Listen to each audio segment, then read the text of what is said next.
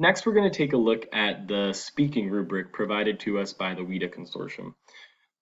This lecture is going to be a brief overview of the speaking rubric, and in the next activity, we're going to get the chance to delve into it a lot more and to use this rubric to assess some speaking samples on the WIDA website. So the speaking rubric is used for all grade levels and for students at all English language proficiency levels.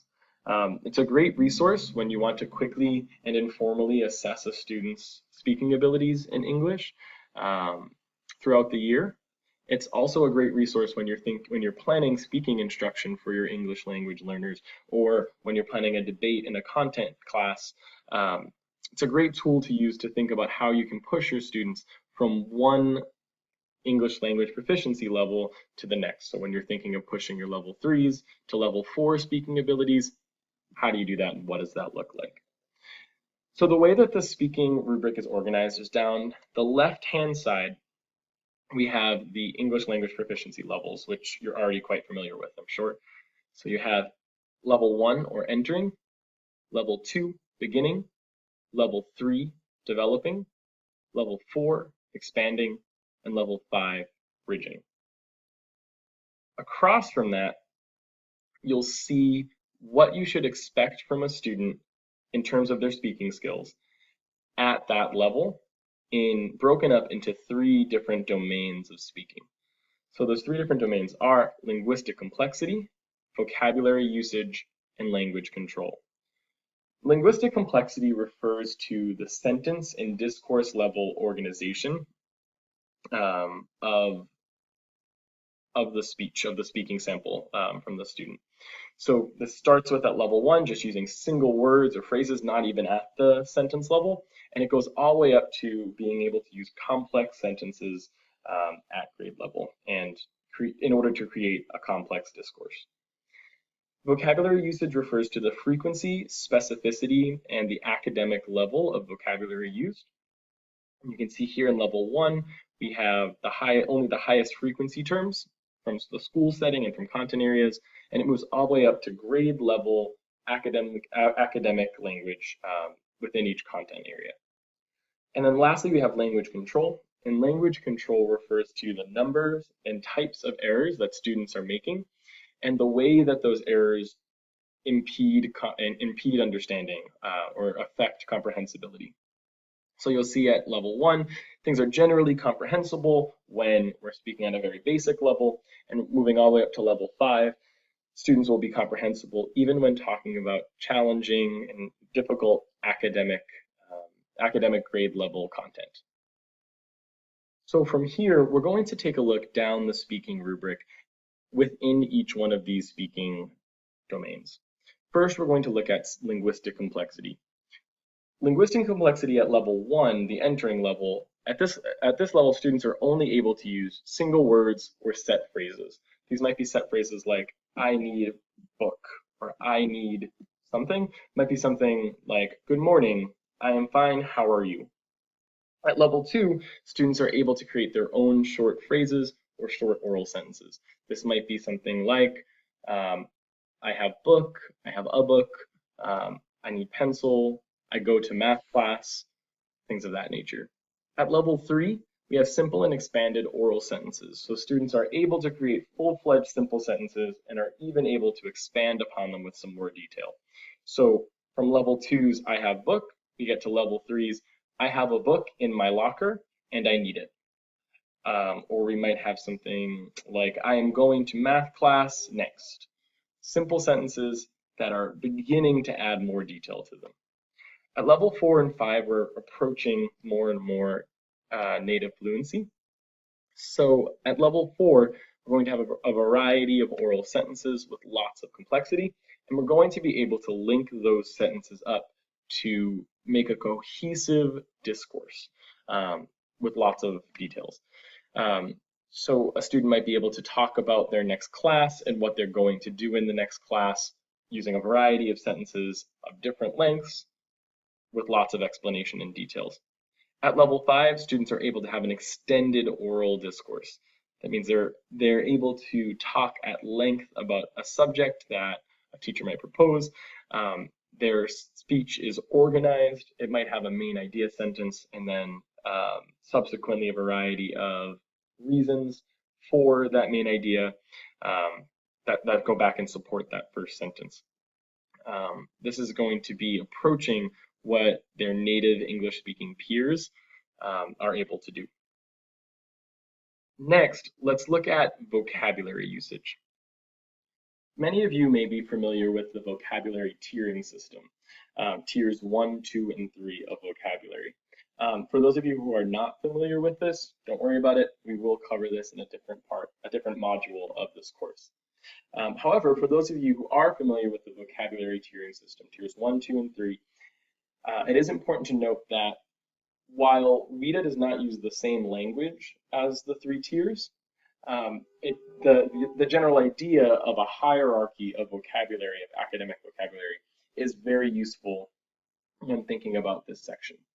So I do want to point out the 4 different levels that WIDA uses. They use the words highest frequency, general language, specific language, and lastly, technical language for those extremely specific terms within each content area.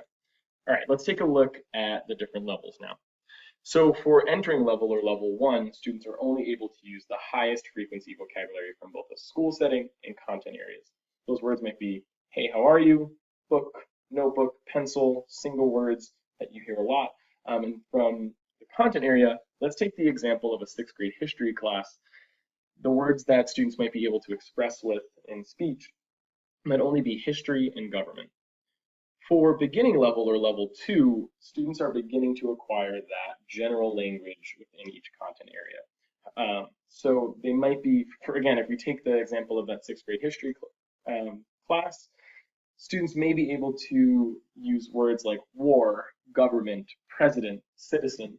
They're those foundational words that they might hear a lot in a history class and that might come up often, but they're not super specific in terms of expressing the precise ideas.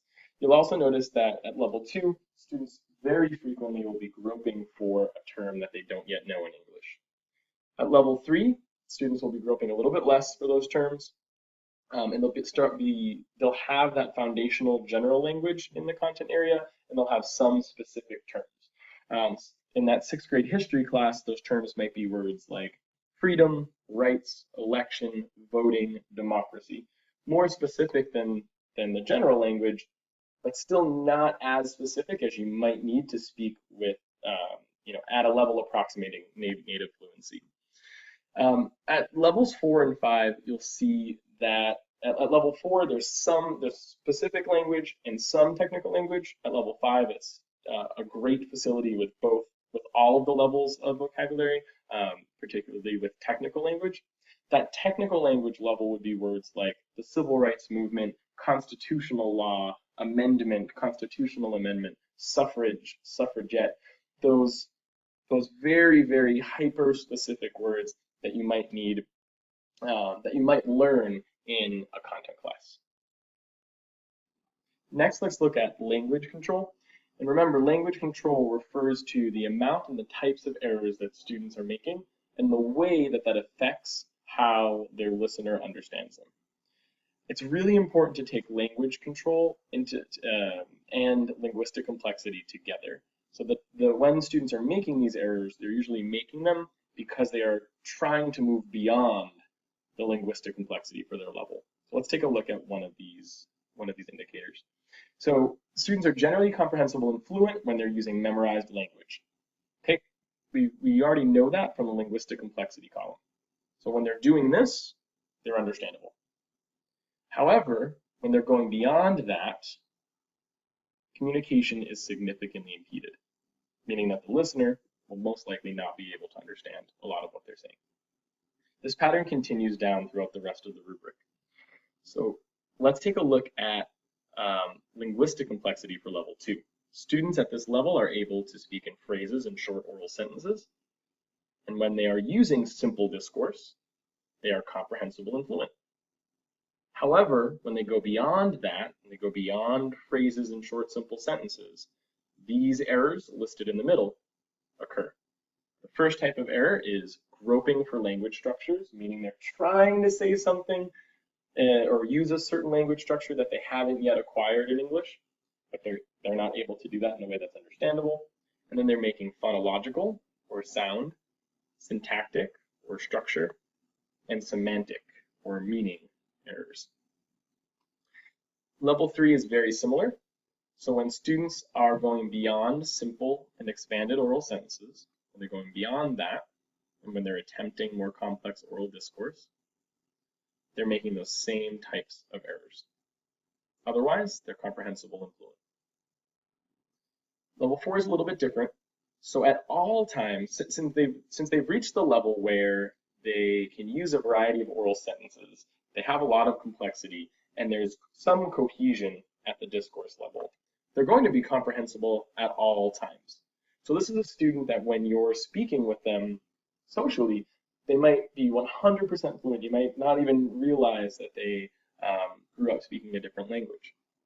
However, they are still going to make some of those, the phonological, syntactic, and semantic errors some of the time. They are not going to be groping for those language structures, however. And the reason for that is that the types of language errors that they're making now are going to be errors that reflect their first language interference, meaning they're going to be errors that they're going to be things that they're saying because they're so familiar with their first language that they're not able to say it in the different way that English might require. Okay?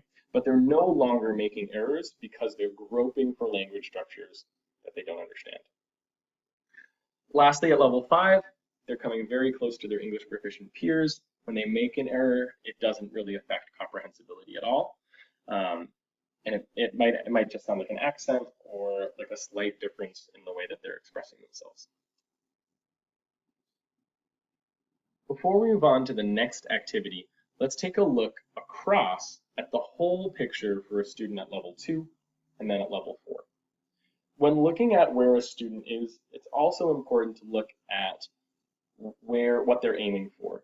So in talking about a level 2 student, I'm also going to talk to you about what they can't yet do, what they haven't yet mastered at level 3. So the linguistic complexity for a level 2 student is such that they can use phrases and short oral sentences to speak, but they can't yet use simple and expanded oral sentences. They're still at that phrase level. They can use general language from their content area, but they can't yet use specific language from that content area. They're generally comprehensible when they're using phrases, but when they're using simple and expanded oral sentences, they're making phonological, syntactic, semantic errors, and they're groping for the language structures that they haven't yet learned. Take a look at level 4. A student at level 4 is able to use a variety of oral sentence lengths with lots of complexity, and they're able to link those up into a somewhat longer discourse in order to provide more details. They're not yet able to have an extended oral discourse. They're able to use specific and some technical language, but they haven't mastered technical language, and they don't have the same facility with the language that a student at level 5 might have. And they're generally comprehensible at all times, but they still do make phonological, syntactic, and semantic errors. They're no longer making those groping for language structures errors, but they are making errors that reflect first language interference. So now that you have some familiarity with the WIDA speaking rubric, in the next activity, we're going to use this rubric to assess student speaking samples on the WIDA website. You're going to take a WIDA training module that will allow you to assess students informally and also to administer the WIDA access speaking test during the next access testing period.